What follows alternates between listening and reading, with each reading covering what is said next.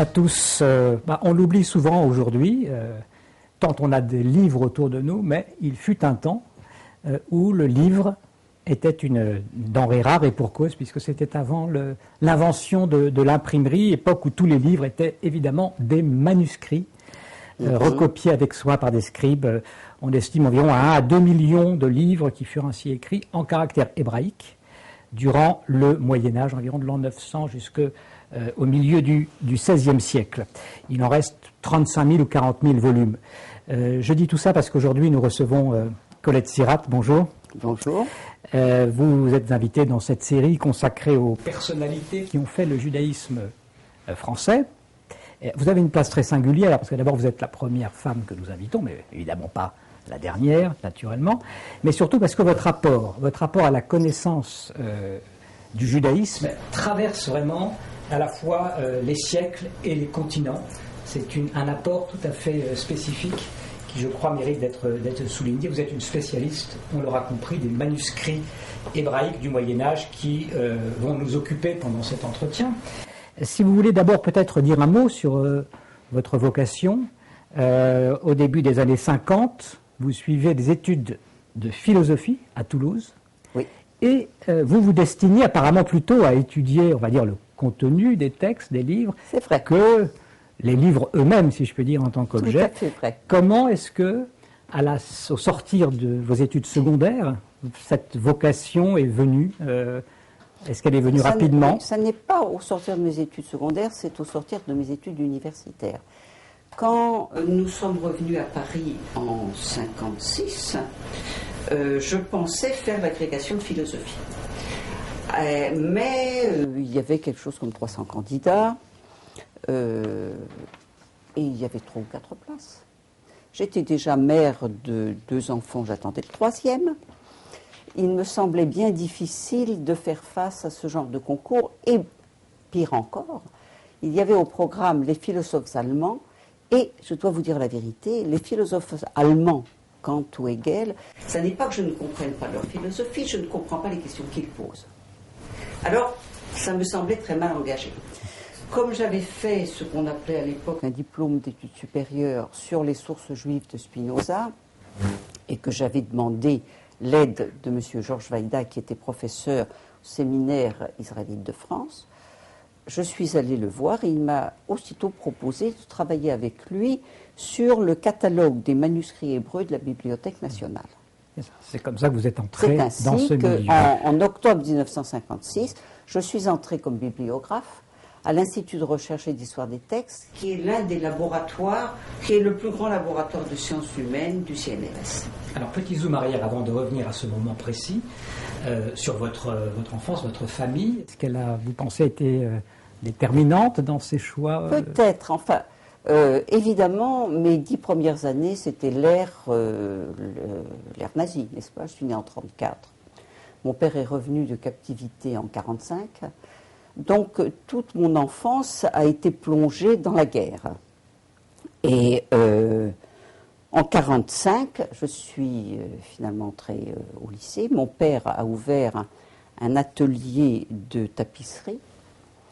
Et donc, jusqu'à mon mariage, à l'âge mûr de 17 ans, j'étais à l'atelier de mon père et il travaillait à l'ancienne. De sorte que je connaissais les styles de fauteuils, presque tout simplement. Il a même restauré des fauteuils au Petit Trianon. Il était très adroit de ses mains. Et en Allemagne, il a perdu l'usage de sa main droite et il est passé à la main gauche car il était ambidextre. Donc, entre les très beaux tissus que ma mère cousait et les fauteuils que mon père restaurait, j'ai été dans l'histoire. L'histoire et de la matérialité de l'histoire. Oui, la matérialité de l'histoire, bien sûr. Votre mère, donc, Laura Salamon, puisque c'était le nom de votre père, elle a écrit ses souvenirs à la fin de sa vie. Elle avait 86 ans. Est-ce que vous avez découvert des choses en lisant ce manuscrit, si je puis dire? Oui, enfin, elle m'a rappelé un certain nombre de choses, mais cela me permet de ne jamais parler de mon enfance, ce qui est très bien parce que je dois vous dire que mon enfance, ça n'est pas une période agréable dont je peux me souvenir, et que c'est très bien comme ça. Je peux laisser de côté tout ce qui a été mon enfant grâce à ma mère. Si quelqu'un veut savoir comment ça s'est passé, voilà, on peut lire. Vous n'avez pas de bons souvenirs pour des raisons d'histoire ou par des raisons d'histoire, oui. Pour des raisons d'histoire. Et il y a quelque chose de pire, ce dont ma mère évidemment ne pouvait pas parler, c'est que mes contemporaines, mes amies, mes cousines qui avaient le même âge que moi, n'ont pas survécu à la guerre. Je me suis retrouvée survivante, mais je n'ai jamais oublié mes compagnes qui... J'ai toujours su que j'étais une survivante. Et c'est la raison pour laquelle, d'ailleurs, non seulement je n'aime pas me souvenir de mon enfance, mais j'ai horreur de la violence et de la guerre. Et il m'est arrivé quelque chose d'assez amusant. J'ai une fois écrit des articles pour les sources de l'histoire de France et j'ai parlé des Juifs. Et j'ai écrit un certain nombre d'articles sur la vie des Juifs en France et je les ai donnés à une collègue qui s'occupait de faire paraître ça. S'est aperçu que je ne parlais pas du tout ni des expulsions, ni de tout ce qui s'était passé contre les Juifs de France. Et en fait, c'est à ce moment-là que j'ai compris que la seule chose qui m'intéressait vraiment, ça n'était pas leur mort, mais c'était leur vie. C'est-à-dire que j'ai conservé ce trait pour tous mes travaux dans l'histoire juive. Ce qui m'intéresse, c'est la vie des gens. Ils sont morts, d'accord. Et souvent dans de grandes souffrances. Bon, d'accord, ça existe aussi. Mais ce que j'ai voulu rechercher, ce que j'ai voulu mettre en valeur, c'est ce qu'ils ont fait de constructif, ce qu'ils ont pensé, ce qu'ils ont écrit. Et je pense que ça vient de mon enfance. Et effectivement, la manière dont, on va en parler tout à l'heure, oui. Un manuscrit permet de faire aussi parler de la vie de celui qui l'a écrit, de celui qui l'a lu, de celui qui l'a manipulé. Oui. Par rapport à la tradition juive, quelle était l'ambiance dans la famille Mes parents Salamon? n'étaient pas du tout religieux. J'ai rencontré René Sirat à une bar mitzvah. J'ai eu une grande crise religieuse qui a duré 2-3 ans. Je me suis mariée pendant ce temps-là. et nous nous sommes aperçus que je n'étais pas très douée pour être femme de rabbin. J'ai fait tout ce qu'il fallait le temps d'élever nos enfants. Et ensuite, nous avons chacun pris notre chemin et nous sommes restés amis, toujours dans l'amitié. L'amitié est l'une des choses que j'ai le mieux cultivées dans ma vie et qui continue d'ailleurs à exister, ce qui est un grand plaisir pour moi. Mais vous avez quand même passé une bonne partie de votre vie professionnelle à manipuler, regarder, observer des livres qui étaient précisément des livres religieux. Et je dois vous dire que très certainement, je n'aurais pas eu un tel contact avec certains manuscrits hébreux, comme ces manuscrits que nous verrons tout à l'heure et qui sont des livres de prière, si je n'avais pas vécu dans un milieu religieux pendant 22 ans. Ça, c'est tout à fait évident. Et il y avait beaucoup de livres chez vos parents? Quelques-uns. Mais j'ai commencé ma bibliothèque avec un volume par an pour mon anniversaire. Et puis après, évidemment, maintenant... Quel genre de livre c'était? Oh, c'était de tout. C'était de tout. Mon père était vaguement communiste sur les bords, mais il ne l'est pas resté. Et de tout. J'ai toujours été très curieuse de lire. Je crois que j'ai appris à lire très vite et toute seule, plus ou moins. Et la lecture est toujours pour moi quelque chose non seulement de facile, mais d'heureux. J'ai besoin de livres. Alors après on reprend la suite de vos études, puisqu'on a compris qu'après vos études, diplôme d'études supérieures en philosophie, vous allez entrer à l'école pratique des hautes études. Oui, pour étudier. 5e section, celle qui s'appelle des sciences religieuses et du judaïsme post-biblique. Oui. Voilà. Votre directeur de thèse, vous avez évoqué son nom tout à l'heure, Georges Vajda. Oui. Mais déjà, vous l'avez dit également, jeune mère de famille, et en plus de travailler, il vous fallait gagner votre vie, être salarié. Car et un jeune rabbin ne gagnait pas grand-chose. D'ailleurs, sur cette période-là, vous étiez à quel endroit? Vous étiez à Paris? Toulouse. À Toulouse. Nous sommes revenus à Paris seulement en 1956. Donc en 1956, vous entrez à l'Institut de recherche d'histoire des textes pour assister Georges Wajda pour faire cette œuvre qui consistait à rédiger un nouveau catalogue des manuscrits hébreux de la Bibliothèque nationale. Oui. Vous avez 22 ans. Oui. Pour la première fois, vous allez ouvrir un manuscrit du commentaire sur la Torah de Rachi. Oui. Et là, c'est une expérience mémorable, dites-vous. Vous pouvez nous raconter ce coup de foudre. Ça a été le coup de foudre. En fait, j'ai ouvert 2 manuscrits, le commentaire de Rachi et les 4 premiers livres du Mishneh Torah de Maïmonide, car Georges Wajda, avec raison, voulait que je sois des 2 côtés du judaïsme, le côté religieux avec l'exégèse biblique et Rachi, le côté religieux et France du Nord, et le côté philosophique qui m'intéressait également outre mesure, c'est-à-dire Maïmonide. Et ce qui m'a beaucoup frappé quand j'ai ouvert ces 2 manuscrits qui m'ont accompagné pendant quelque temps, parce que j'étais à mi-temps, je travaillais à mi-temps avec Georges Wajda, le reste du temps je faisais ma thèse. J'ai fait effectivement une thèse sur les visions surnaturelles au Moyen-Âge. Et les explications des visions surnaturelles par les philosophes juifs du Moyen-Âge, pour être plus précis. Et ce qui est extrêmement frappant avec les manuscrits, c'est que vous avez une écriture qui change pratiquement à chaque ligne. Enfin, même un très bon scribe, à un certain nombre de moments, il reprend de l'encre. Il s'intéresse, je ne sais pas, il regarde son modèle. Et il ne faut pas oublier qu'à l'époque, il n'y avait pas de table à écrire. On écrivait sur ses genoux, sur un pupitre. Donc, les écritures, même très régulières, sont malgré tout des écritures forcément... il y a à chaque fois un petit quelque chose. Quand vous lisez un manuscrit, au bout vous pouvez savoir quand le scribe a commencé à respirer. Ah ben. Il a levé sa plume. Et des choses de ce genre, c'est très vivant un manuscrit. C'est comme les lettres que vous receviez du temps où on écrivait des lettres. Et alors, ce manuscrit de Rachi, donc commentaire de Rachi, il datait de quelle époque? XIIIe siècle. XIIIe siècle. Oui. Là, vous aviez... Je suis abonné au XIIIe siècle. Le commentaire de Rachi, écrit, vous saviez par qui? Vous avez pu savoir? Non, on ne sait pas par qui il a été écrit. On sait où? Je pense que c'était en France. Mais ça, je l'ai appris bien après. Parce qu'à l'époque, je ne savais absolument pas ce que... J'ai eu... vous savez, on s'imagine que l'intelligence abstraite ne s'occupe que de choses abstraites. C'est pas vrai. Il y a un soubassement qui est non seulement émotionnel, mais qui est aussi de sensation, n'est-ce pas? Descartes dit « je pense donc je suis ». Bon, moi je dirais « je sens, j'imagine, et donc je pense ». Et en vous disant cela, ce n'est pas moi qui m'exprime, mais c'est aussi bien Aristote que Maïmonide et qu'Averroès. Et c'est quelque chose qu'on est en train de redécouvrir. Mais par quel moyen? Les neurologues, regardez les dernières publications des neurologues depuis 10 ou 15 ans, par exemple Gazzaniga, etc.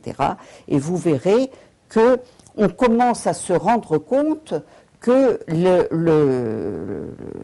que la pensée ne peut pas être totalement abstraite et qu'elle se base sur vraiment la vie complète de la personne qui pense. Ça explique pourquoi, vous expliquez très bien, et c'est là tout votre travail, ce que vous transmettez finalement, comment, à partir d'un manuscrit, qui est un objet, oui, on peut arriver non seulement à faire revivre des gens, des personnes, mais peut-être aussi à aborder quelque chose de la pensée qui est dedans, oui, tout à fait, par cette observation matérielle.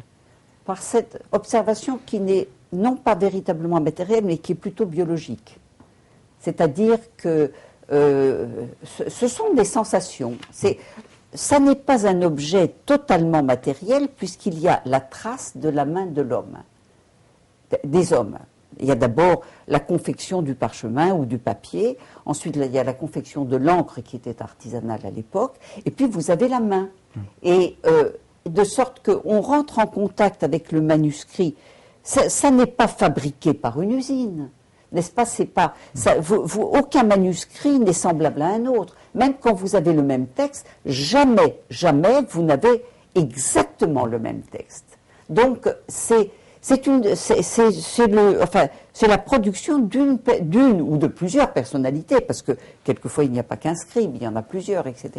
Donc, est-ce que vous pouvez nous expliquer, nous faire personne. sentir, parce qu'on a parfois du mal à le sentir, est-ce qu'on ne lit pas le même texte quand on le lit dans un manuscrit et dans un texte imprimé, non seulement, évidemment, par rapport à sa vision formelle, oui. mais aussi peut-être dans ce qu'on y perçoit de ce texte. Oui. On a du mal à aborder cette question vu maintenant. Ça n'est pas la même chose, et je vais vous dire pourquoi. Parce que quand on le lit dans un manuscrit, vous êtes en rapport avec un homme. Il y a très peu de femmes qui ont écrit au Moyen-Âge, disons la vérité. Avec un homme qui vous transmet quelque chose. Ça n'est pas... Quand vous avez un imprimé, bon, une machine l'a fabriqué, n'est-ce pas? Ne parlons pas d'Internet. Donc, tandis que là, vous avez le sentiment que le manuscrit vous attend. Il a quelque chose à vous dire. Il a quelque chose à vous transmettre. Et si vous savez lui parler, à ce moment-là, il vous dira quelque chose de soi-même, du temps où il a été écrit. Vous verrez vous-même quand on regardera des manuscrits.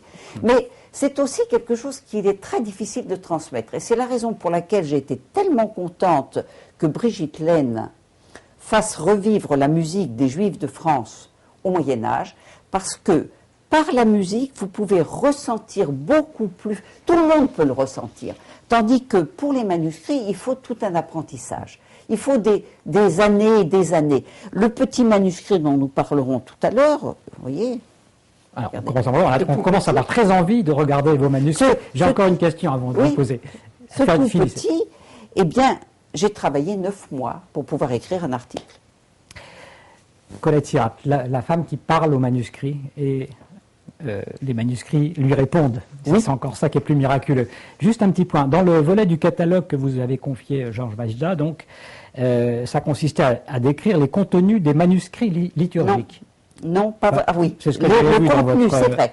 J'étais censé décrire le corps des manuscrits philosophiques que dont Georges Wajda cataloguait le texte, et à faire de mon côté un catalogue complet, c'est-à-dire corps et texte, si j'ose dire, des manuscrits liturgiques. Oui. Alors là, vous nous expliquez que au Moyen-Âge, les Juifs priaient selon 4 familles liturgiques: l'espagnole, l'italienne, l'ashkénaze et la française.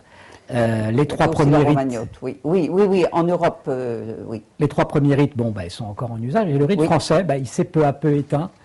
Qu'est-ce qu'il avait de particulier, ce rite français, et pourquoi a-t-il disparu, lui, seul, dans l'histoire?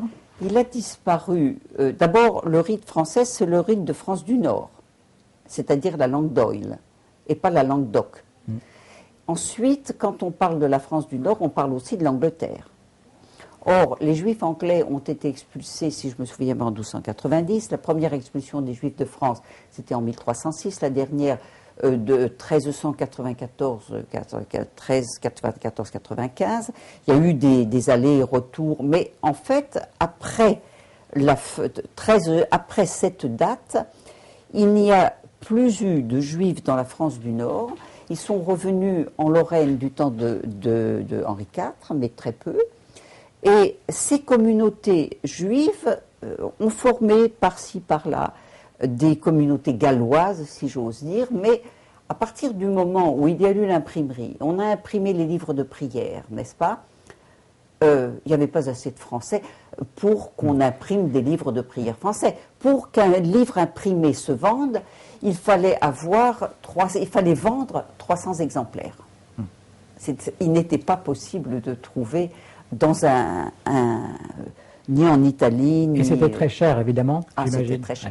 C'était très cher. Donc, on n'a pas imprimé le rite français. Et qu'est-ce qu'il y avait dans ce rite français de particulier? Ce qu'il y avait de particulier, c'est que la prière n'était pas... Maintenant, on lit un livre de prière, n'est-ce pas? Oui. Les livres de prière, à cette époque-là, contenaient des prières, mais toutes sortes d'autres textes.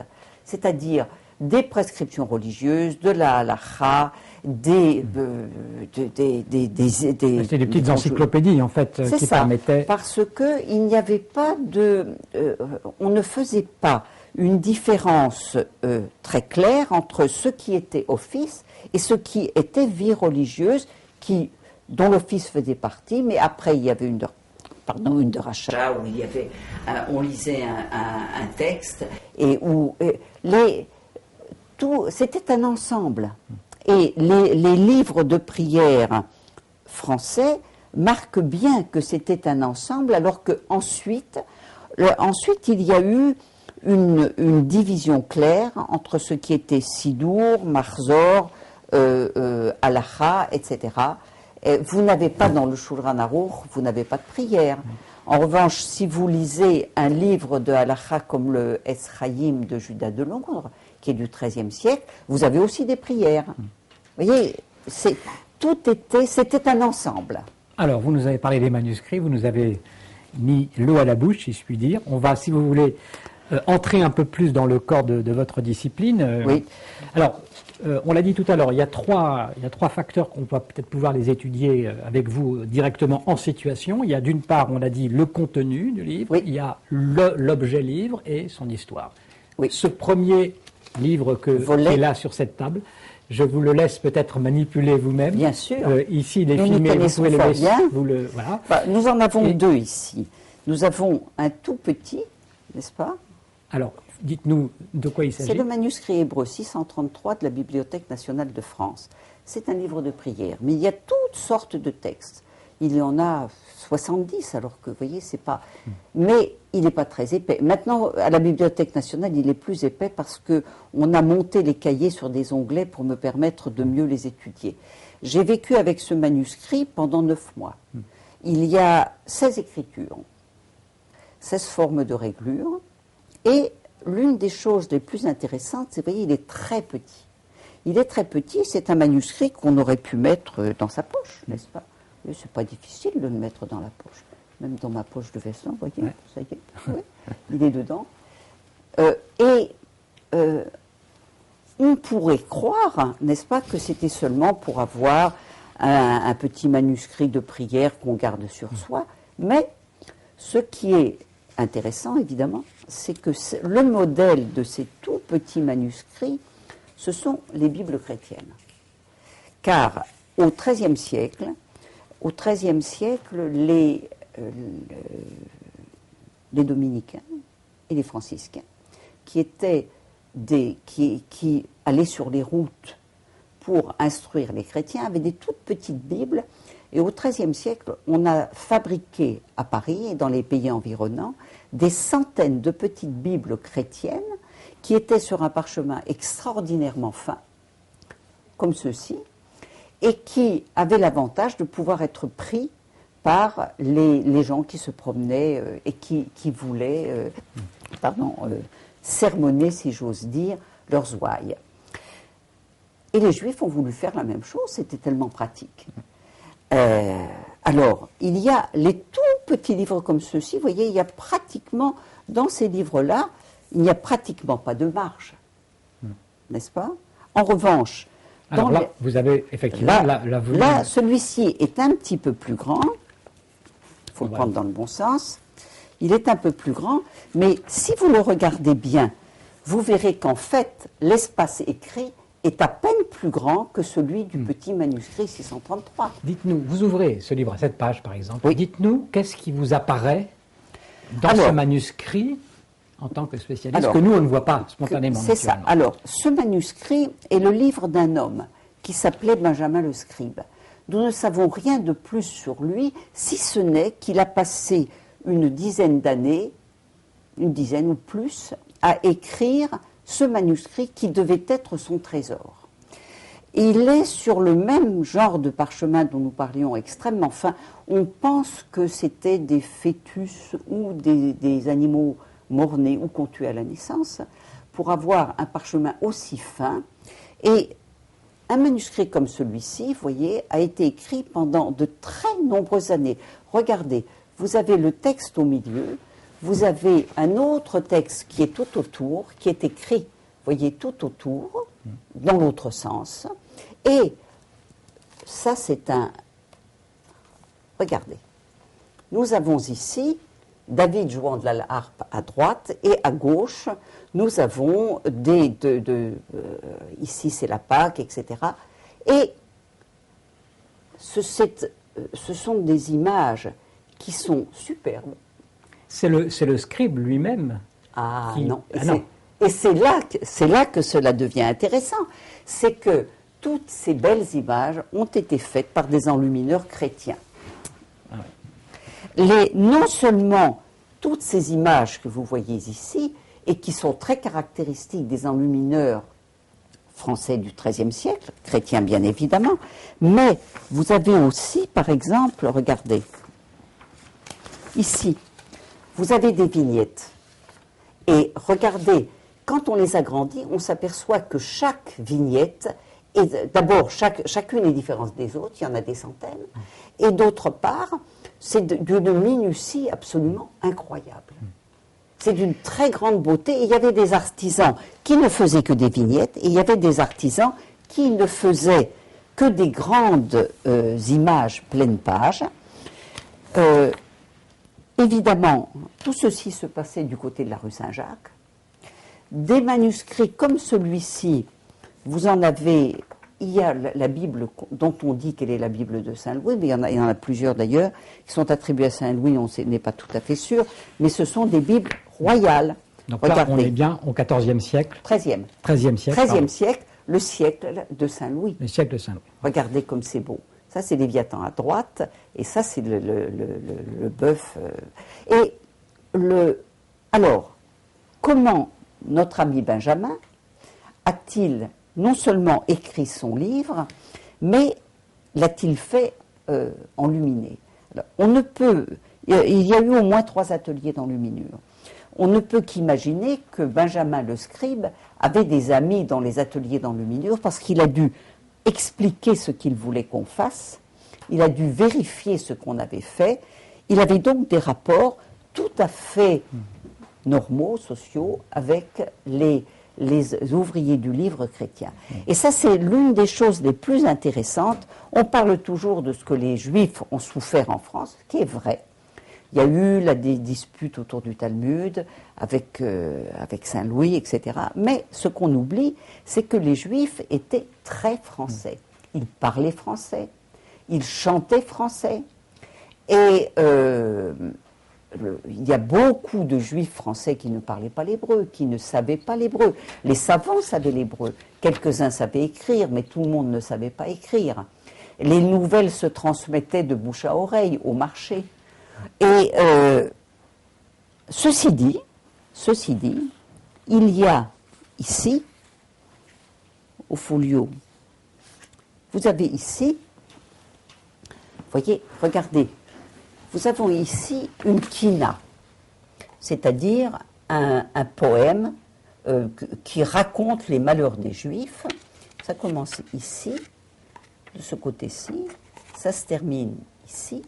Et en bas, il s'est à chanter sur l'air de Vadou Vadou, qui est une chanson de Mogniot de Paris, un trouvère de la fin du XIIIe siècle, comme Benjamin était de la fin du XIIIe siècle. Et ce poème est un poème d'une violence extraordinaire contre les chrétiens. C'est-à-dire que c'est un poème qui voue aux gémonies les chrétiens, qui demande à Dieu de venger Israël, de leur faire tous les malheurs, enfin de leur faire subir le même genre d'horreur qu'ils font subir aux Juifs, et c'est chanté sur l'air d'une chanson d'amour de Mogniot de Paris. Formidable, effectivement, de penser qu'il y a eu cette jonction en même temps dans le côté, la différenciation et le côté discorde entre les deux. Un petit mot encore, juste sur maintenant l'histoire de ce livre. Alors, il a été écrit au XIIIe siècle. L'histoire de ces 2 livres. Comment ils sont arrivés jusqu'à nous? Voilà. C'est ça la question. Alors, le petit Hébreu 633 a eu une histoire extraordinaire. On pense qu'il avait été confisqué lors de l'expulsion de 1306. En 1300, au milieu du XIVe siècle, on a rendu aux Juifs un certain nombre de livres, Philippe le Bel, et ce petit manuscrit-là a tout simplement été oublié. Il a été oublié dans le Trésor des Chartes. Mais il a été oublié, non pas 50 ans, 100 ans, il a été oublié jusqu'en 1801. Autrement dit, pendant tout le temps où il y avait toute l'histoire de France qu'on a apprise à l'école, n'est-ce pas, Louis XIII, Louis XIV, Louis XV, Louis XVI, on a coupé le cou à Louis XVI. Et puis, quand on a fait quand on est arrivé le tribunal est arrivé au Trésor des Chartes, on a trouvé 7 petits manuscrits comme ceux-là. 7. Il a été oublié, il a survécu parce qu'on l'a oublié. Et lui et 6 autres, aussi petits, un poil plus grand, mais à peine. Ensuite, il a été mis dans la bibliothèque impériale, ensuite il est passé à la bibliothèque nationale, et puis il a attendu que j'arrive, que je m'en occupe, que je le lise, que j'essaye de le comprendre, et que je le fasse re-rentrer dans l'histoire juive. Mais c'est extraordinaire. Comment voulez-vous ne pas être touché par une histoire aussi rocambolesque? À côté d'Anne Brown, ça n'est rien, n'est-ce pas? Et vous avez effectivement l'impression aussi de pouvoir réexhumer toute cette, bien sûr, toute cette et qu'ils histoire. attendaient. On ne peut pas s'imaginer que ce petit manuscrit, dont c'est juste une semblance, il est à la Bibliothèque nationale, mais que ce petit manuscrit n'est pas attendu. Comment? Depuis 1306 jusqu'à 1962-63, n'est-ce pas? C'est incroyable. Et celui-là aussi, vous avez attendu? Ah, celui-là, non. Ah bon? Celui-là ne m'avait pas attendu. Celui-là a été, étant donné sa beauté et son prix, celui-là, on en a très bien, a été très bien, regardez comme il est joli, on s'en est très bien occupé durant tous les siècles, et il est resté toujours à la British Library, enfin à partir du moment où il est rentré à la British Library, il a été un des trésors dont on a pris soin. Sauvé par sa magnificence. Oui, voilà. L'un a été sauvé par sa petitesse et l'autre a été sauvé par sa beauté. Alors, je crois que c'est le moment de donner, merci beaucoup, quelques chiffres pour avoir une idée globale un peu de cela. De l'Antiquité, donc à l'an 1000 environ, on a retrouvé 200 à 300 fragments, dont un seul est daté. Donc depuis l'Antiquité jusqu'à l'an 1000. Depuis après Qumran et Massadas, c'est-à-dire les manuscrits de la mer Morte qu'on a retrouvés également par hasard, enfin par chance. Il y a en tout et pour tout 200 à 300 fragments de papyrus, essentiellement. Le plus ancien étant? Le plus ancien étant, en fait... Datant de quand? Enfin, le seul daté date d'Antinopolis, c'est un contrat de mariage. Je l'ai trouvé par hasard. Enfin, c'est aussi une histoire rocambolesque. Alors donc, voilà, quelques centaines de fragments jusqu'à l'an 1000. Oui, retrouvés. Pratiquement. Bon. Entre 1000 et 1200, une centaine de manuscrits datés, entre 1000 et 1200. C'est ça. Une centaine d'autres entre 1200 et 1280.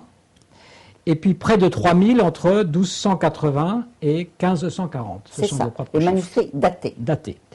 Alors on voit que plus la période est proche, ce qui paraît assez naturel, plus on a des manuscrits en grand nombre. Il y a quand même un point qui est bizarre, c'est qu'il y a un trou quand même entre le 6e et le 10e siècle. Même pas le 6e, le 2e et le 9e siècle. Alors comment vous l'expliquez ce Ça s'explique parce que, à l'époque, il y avait une très grande différence entre loi écrite et loi orale.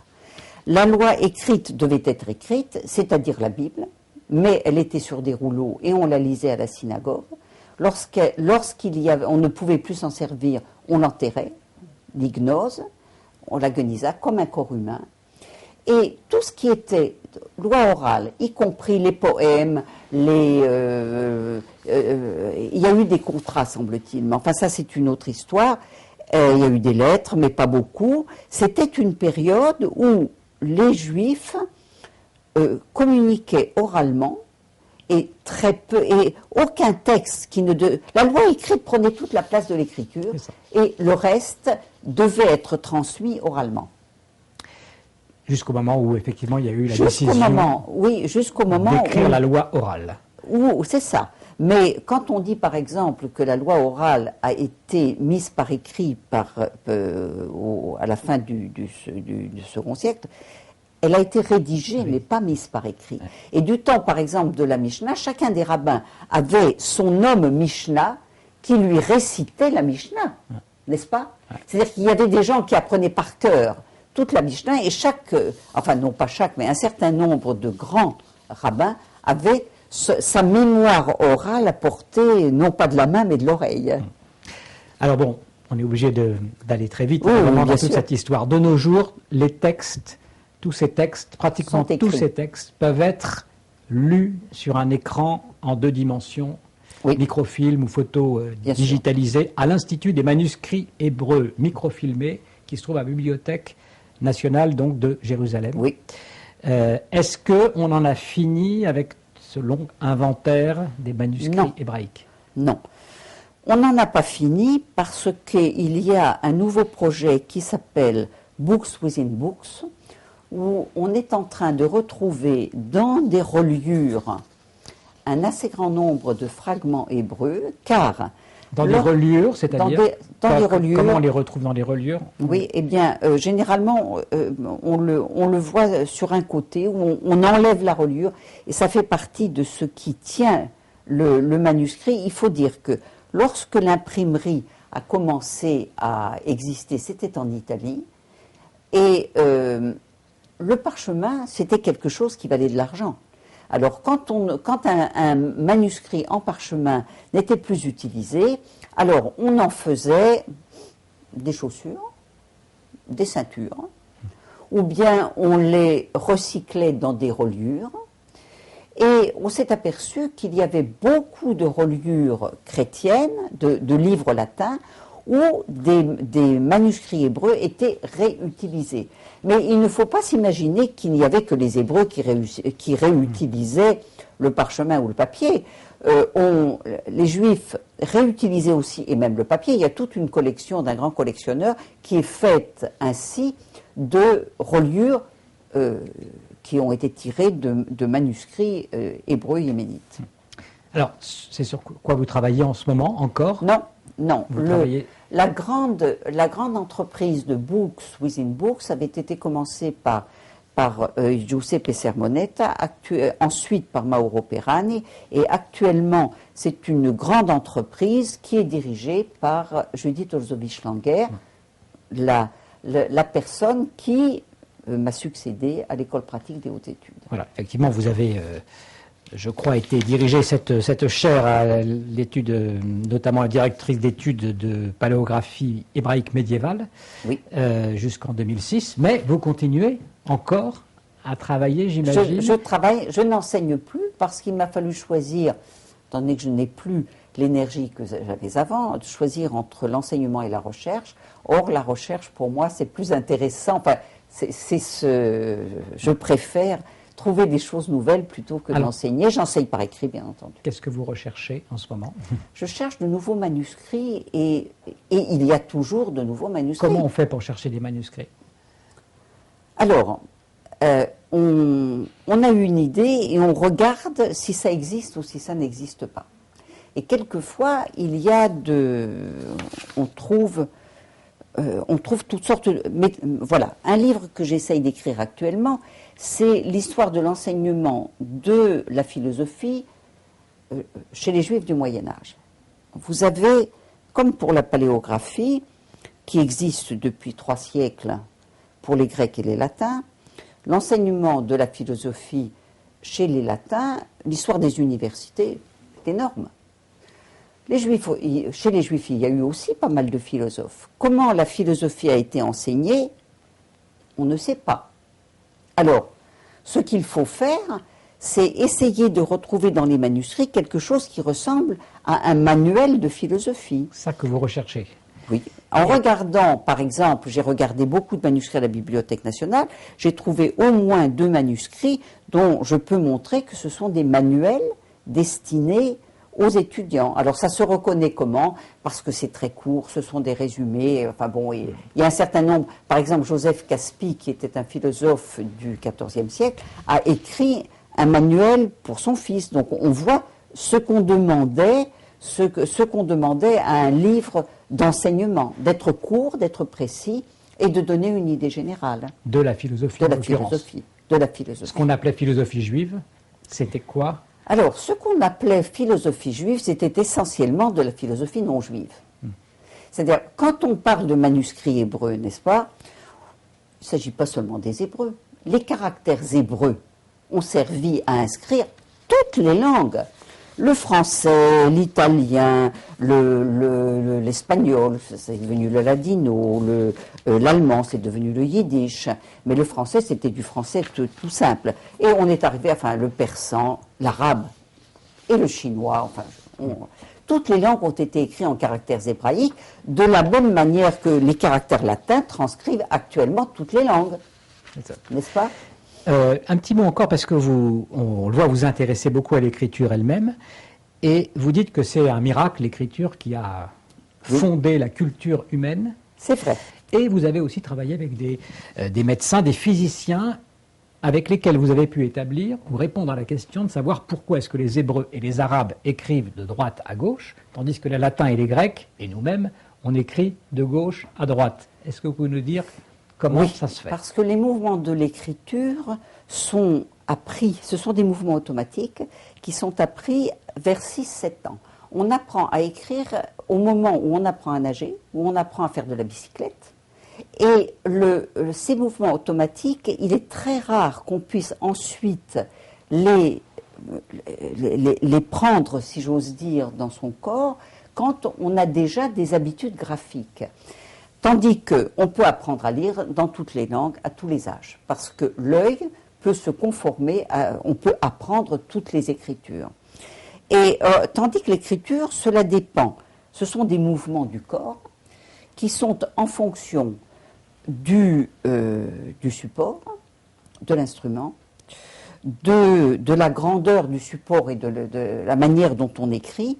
Si un jour j'en ai l'occasion, je vous ferai des exercices pratiques, c'est très visible, mais il faut prendre l'attitude, il faut prendre le genre de matériaux, et vous verrez que suivant la manière dont on se tient et dont on veut écrire, il y a un certain nombre de mouvements qui ne se font que de gauche à droite, comme les mouvements horizontaux, et d'autres qui se font. En revanche, les mouvements verticaux se font toujours de haut en bas, etc., etc. Et tout dépend. Les traditions scribales ont été extraordinairement longues.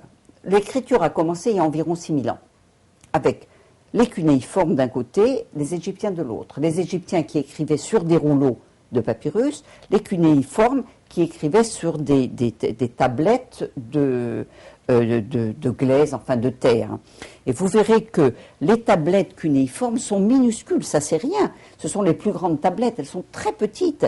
Et les mouvements étaient comme ça. Il s'agissait de creuser des trous cunéiformes dans une tablette, tandis que le scribe égyptien avait le rouleau de papyrus sur les genoux, et à ce moment-là, il commençait là où sa main droite se posait. N'est-ce pas? Donc, il y a dans le livre que j'ai écrit, qui est le seul livre qui traite des mouvements de l'écriture, il n'y en a pas d'autres, toutes les autres histoires de l'écriture sont fondées sur la lecture, ce qui n'est pas du tout la même chose. On s'aperçoit que les traditions scribales sont passées d'une langue à l'autre sans le moindre problème. La manière dont on pliait les lettres, dont les scribes égyptiens pliaient les lettres au XIIIe siècle de notre ère, était la manière dont au XIXe siècle, XIIIe siècle avant notre ère, n'est-ce pas, dont au XIXe siècle on pliait une lettre en Angleterre pour l'envoyer aux États-Unis. C'est incroyable. Vous savez, les mouvements, de la même manière que quand on a su labourer, n'est-ce pas, on a passé l'habitude de labourer aux autres peuples. Bon. on labourait, n'est-ce pas? Eh bien, on écrivait. Et 6000 ans dans l'histoire humaine, ça n'est rien, mais c'était exactement le moment où on est passé de la préhistoire à l'histoire. Regardez comme il est difficile de comprendre les superbes fresques que l'on trouve et qui datent de 40 000 ans avant notre ère. On ne peut pas savoir ce que ça signifie véritablement. Alors il y a toutes sortes de théories, bon, d'accord. Mais à partir du moment où un homme vous dit « j'ai acheté 3 vaches », vous savez qu'il a acheté 3 vaches. Vous savez que son troupeau, c'est comme ça. Vous savez, il s'exprime, n'est-ce pas? Et c'est la même chose. C'est pour ça que les manuscrits datés sont tellement importants, parce qu'ils nous permettent de placer des manuscrits dans le temps et dans le lieu.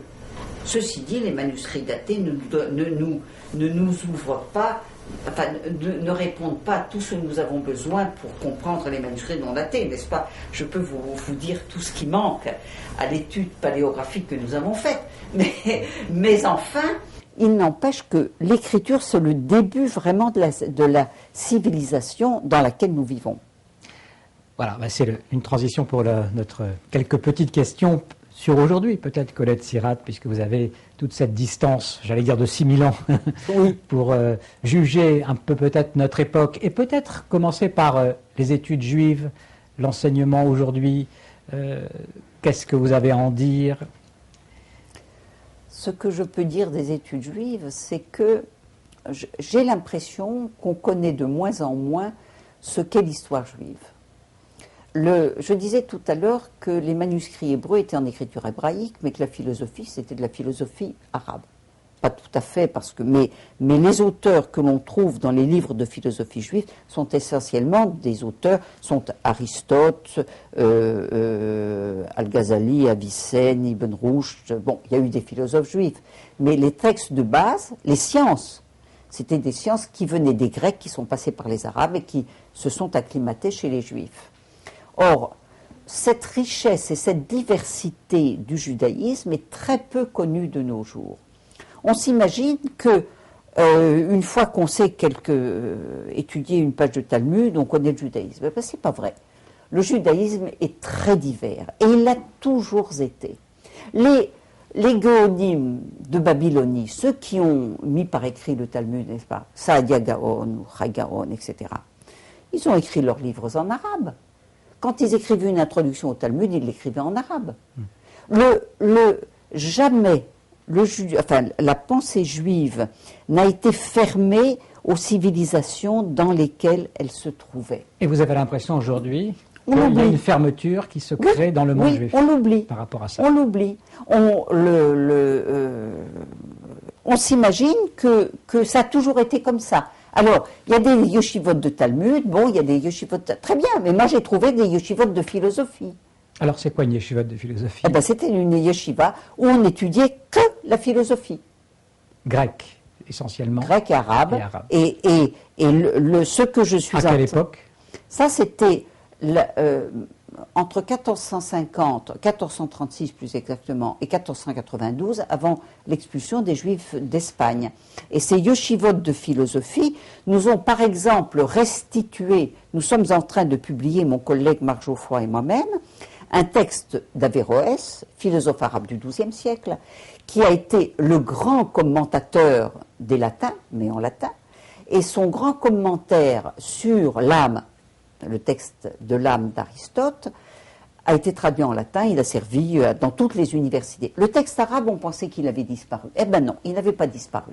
Il se trouve écrit dans des gloses tout autour d'un manuscrit écrit.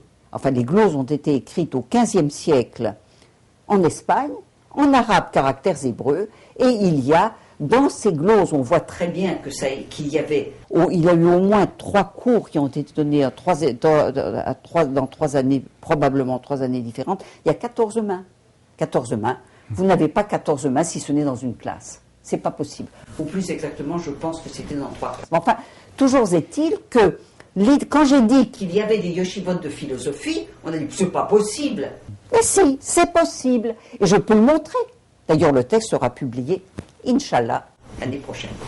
Ou cette année peut-être, je ne sais pas. Encore un mot peut-être, puisque vous avez dans votre vie aussi, malgré tout, participé, vous l'avez dit tout à l'heure, un peu à la vie communautaire. Vous Oui. avez été donc l'épouse du grand rabbin notamment. Non, il n'était pas grand rabbin à l'époque. Bon. Il n'aurait pas... Oui. Qu'est-ce que vous dites aussi de la communauté juive aujourd'hui, de la manière dont elle se définit, dont elle se positionne par rapport à la foi Israël? La communauté juive française, à mon avis, est en train de s'enfermer dans des murailles. Du moins, on s'imagine que pour être un juif religieux, il faut devenir comme ça, ne s'intéresser qu'à ce qui est juif. Par exemple, quand il y a eu cet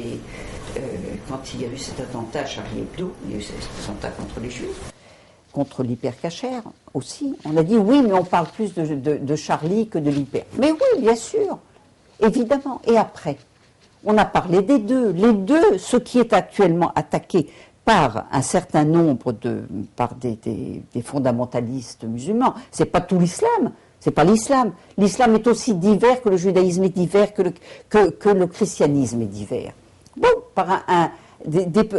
mais l'antisémitisme ou l'antijudaïsme est une partie de quelque chose de beaucoup plus grave et de plus important, et qui est le rejet de l'autre. Or, si je suis devant vous, c'est parce que durant la guerre, il y a de bonnes âmes qui ont aidé ma mère à nous faire survivre. Les Juifs dépendent du milieu dans lequel ils sont, parce qu'ils font partie de ce milieu, partie intégrante de ce milieu. Et il faut qu'ils le reconnaissent, parce que c'est vrai. Donc, ce que je crains, c'est que les Juifs ne soient que Juifs. Quand on dit, par exemple, que quelqu'un, il est Juif, d'accord, il est Juif, mais il est aussi jardinier, mélomane, tapissier, le cas échéant, historien, ou boulanger, n'est-ce pas? Le fait d'être juif ne décrit pas complètement la personne. Et elle ne l'a jamais décrit. Les juifs dont nous venons de parler, n'est-ce pas? Eh bien, ils chantaient des chansons de Monio de Paris, oui, parce que c'était le trou vert à la mode. D'accord. Et quand il faisait un exorcisme, il le disait en français, comme leurs voisins chrétiens, etc. Les juifs, d'une certaine manière, la Gola a été une bénédiction. Cela a obligé les Juifs à partager, à être une part de la culture humaine. Et j'aimerais beaucoup qu'ils ne l'oublient pas. Ça nous amène aussi à la question d'Israël, puisque ce que vous dites là, c'est vrai aussi, vous dites, pour Israël, pour l'État d'Israël actuellement. Oui, mais dans l'État d'Israël, il y a non pas, peut-être une majorité, mais c'est un relativement peu probable, mais on ne sait jamais, on peut espérer. Ce que vous dites sur la communauté juive française, est-ce que c'est vrai aussi pour les Israéliens, pour les Juifs qui vivent en Israël? Est-ce qu'aussi ils ont l'impression de vivre dans des barrières, dans des murailles? Ça dépend lesquels. Il y en a beaucoup qui sont ouverts vers l'extérieur, il y en a d'autres qui ne le sont pas. Il y a aussi des extrémistes. Je n'ose pas rappeler des faits effroyables. Mais je pense que la coopération entre les peuples, ou entre les religions, ou entre les individus, est la base de la vie.